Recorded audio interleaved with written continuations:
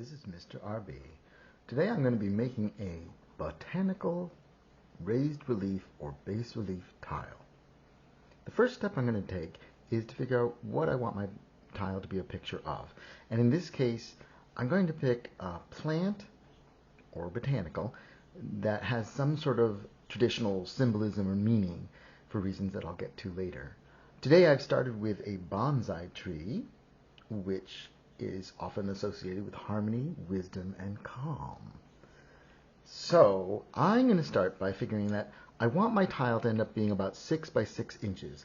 And I've started with a piece of paper, 6 by 6 inches. I'm going to take this drawing I found on the web of a bonsai tree and use that for inspiration. I also have this photograph that I can refer to now and later on when I'm adding texture to my tile. So as I start to draw, I'm going to think how there's this swirling, slight S-curve shape of the tree, and that it's wider at the base and gets narrower as it goes up and perhaps even farther away from us. I'm not worrying too much about being precise in exactly how many and where the branches are, because I figure that with a juniper tree, a bonsai juniper tree or otherwise, there's some latitude. Branches can grow in many places. I'm just thinking about the shapes between them. Notice this sort of square rectangle, so I want to capture that same shape here. And I'm thinking about the twists and turns of the tree, how it goes up and out and down. And I notice that each branch seems to get a little narrower as it goes out, which is what most trees do.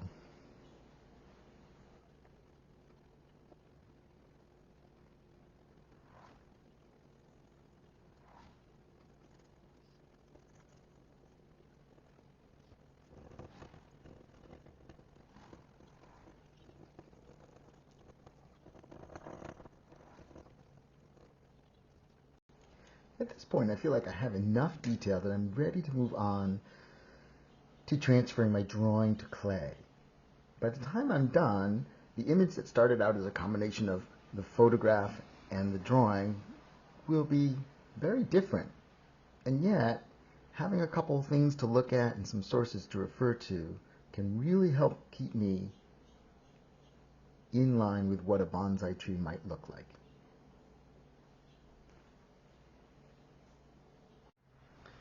I'm ready to start rolling out my slab of clay, and I'd like the slab of clay to be an even thickness and to be about 1/4 to 3/8 of an inch thick.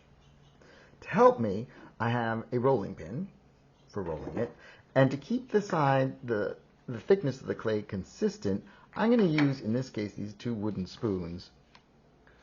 Just little pieces of wood or anything that gives you a little length and is about the thickness you want will help. I have to be able to position them close enough together so that the rolling pin will be supported by it. Now I'm going to start rolling out, going back and forth.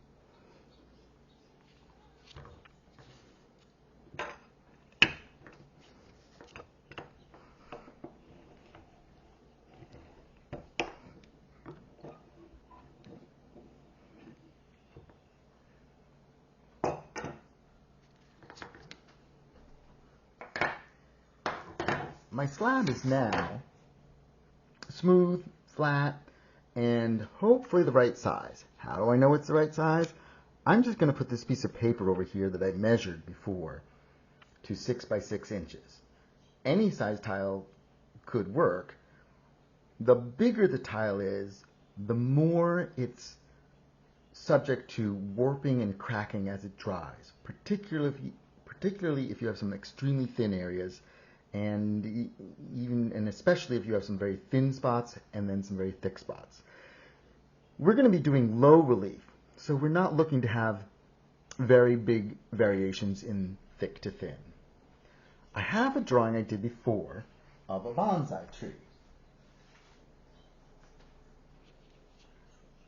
And it fits right on there, and I can use that to measure.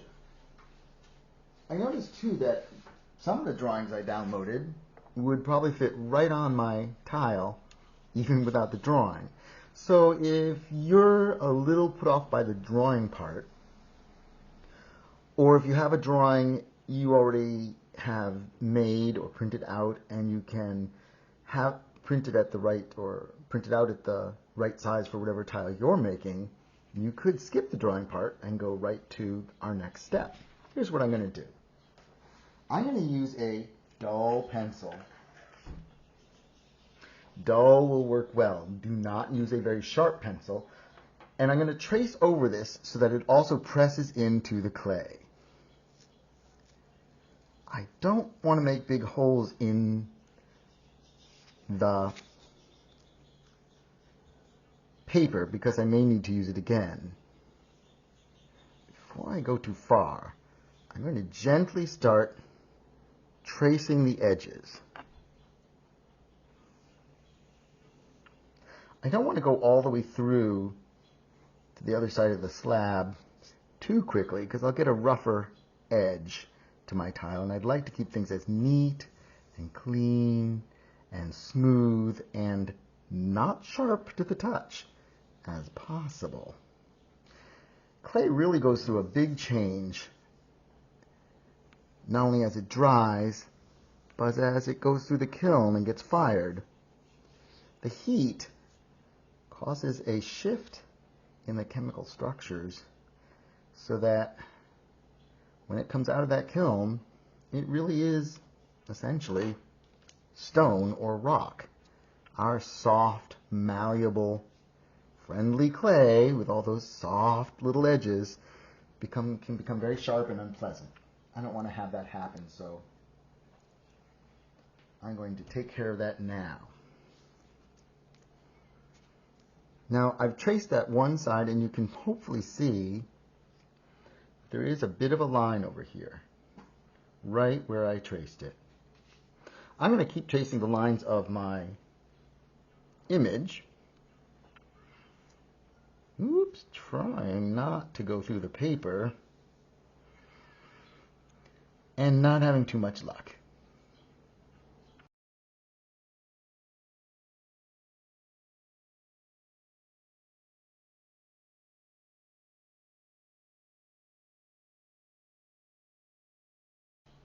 I'm ready to start modeling now, and I have several tools, including the pencil I used before for drawing. It could come in handy. Another one I like is this, it's a chopstick, a disposable one that got, I put it in a pencil sharpener to make it a little pointier, sort of like a pencil. And then I have some plastic tools, some wood tools, different shapes that might come in handy that I can try and see how I enjoy. I also have the clay. I'm actually using the clay that came off the edges of my tile because there's plenty here. I'm going to start by making the trunk. And for this, I'm just taking a little piece of clay that is sort of like a coil. I'm going to make it thicker at the bottom, thinner as it goes up. Then I'm going to place it where my drawing was, as little indents, and try to get that sense of curve. I can see this big curve in here, so I'm going to try to really get that over there. As I'm going up, I'm making it a little narrow, a little shallower. At its thickest, it's maybe another ½ inch thick.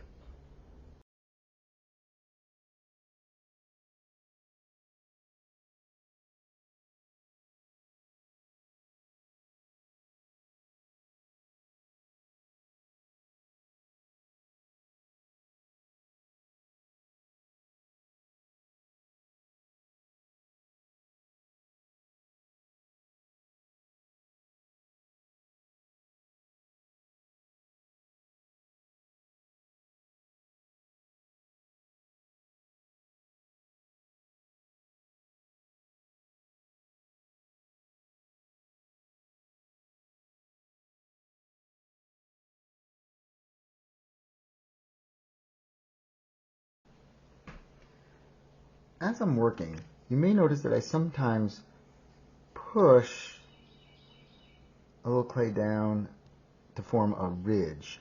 I want to have something that goes up and then steeply down for a short bit and then flattening out and smoothing back up. It creates more illusion of, or an illusion of more three-dimensional depth than the tile really has. But it also helps keep my sense of like what's closest to the viewer, what's a little further away, further than that, and then finally what's most far away.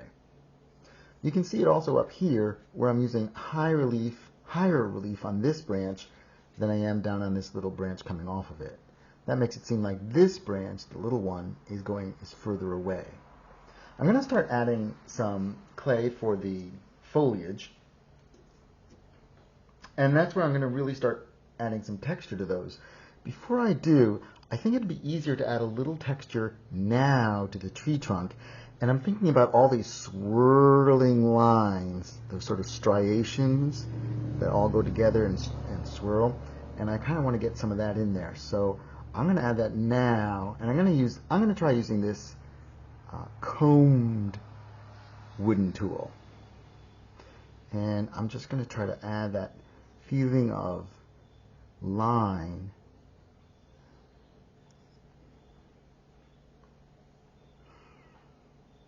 which helps give it a feeling of twist and movement, which I really, really like. So I'm hoping that I can get that. I also feel like my tree is now standing up a little more straight than I wanted. So I'm pushing in over here to get that S-curve, and then letting it come out here, and then push in over here to continue that S-curve. I'm going to get a little texture on those branches. A lot of this will get hidden by the foliage, but I'd rather add it now than try to go back in between all the bits of juniper needles or bunches of juniper needles to try and add it.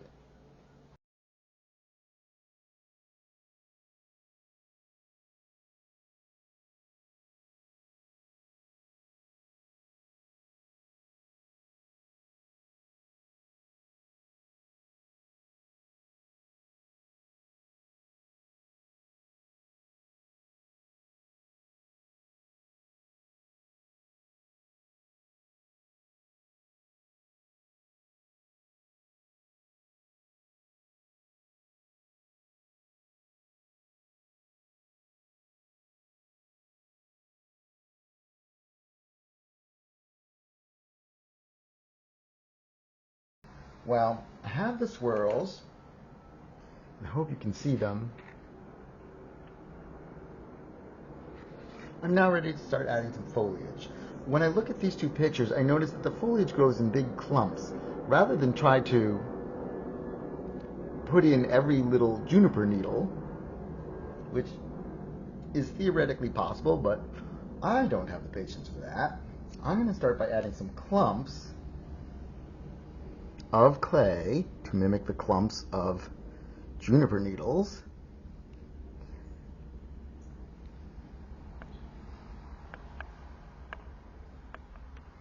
I'm keeping my little clay clumps thinner at the base and thicker at the edge so they come up away from the tile and give more of that feeling of three-dimensionality. I also sometimes, I think I'm going to add an extra clump within the clump so I get a sense of the, and you might be thinking, yeah, but that doesn't mimic the needles at all. I'm going to come back and get into that in just a moment. What I'll do is, once I get the overall mass of needles indicated by these clay clumps, then I'll add a little texture. And I'm not sure what would work best. I sort of have to do a little trial and error. I think maybe this pencil will be just the right thing. I'm just doing a little jagged motion, and you know, I'm kind of happy with that. I'm going to do one clump, then I'm going to do the clump inside the clump. I want to make sure that, in this case, I want to make sure that they retain their sense that this overall clump is a little further away than this clump and a little further away than this clump.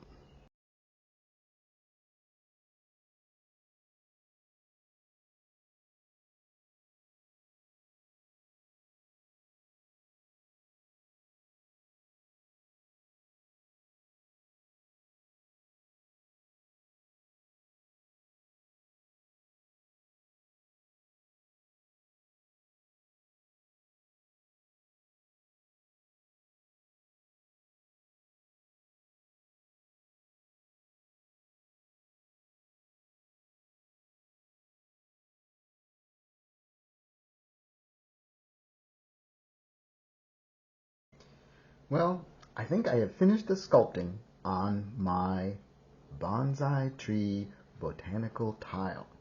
You might notice I had some forms down here that I was thinking would be maybe rocks, but I turned them into tall grass and I decided to add a small flower in there. I'm real happy with the movement of these lines and then the texture in there. Having some texture in your tile will help a lot with creating visual interest, and it makes them more tactile, more like you want to sort of touch them.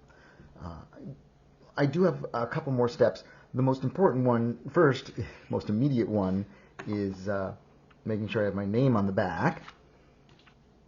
If you work somewhere all by yourself and you're the only one there, you could hold off on that, but I'm going to put it on here. And there I am, one tile. I need to let this dry, and its best chances for making it through drying and firing in one nice good piece would be to slowly dry as evenly as possible so that we don't have some parts staying damp while other parts get very dry. That makes a lot of stress on the piece because the dried out pieces have already shrunk, and then the parts that are still wet want to keep shrinking, but then they're pulling against the parts that are already all shrunk, and that's where you can get some surface cracks or even body cracks. The last part I'll do is pick out a colored glaze and glaze the front end, probably sides of this. When I go to glaze, I'm going to be thinking about how I can use color in a symbolic way to help add even more meaning to my botanical tile. Hope you've enjoyed this, and I hope you enjoy making your own bas relief, that means low relief, bas relief botanical tiles. See you soon.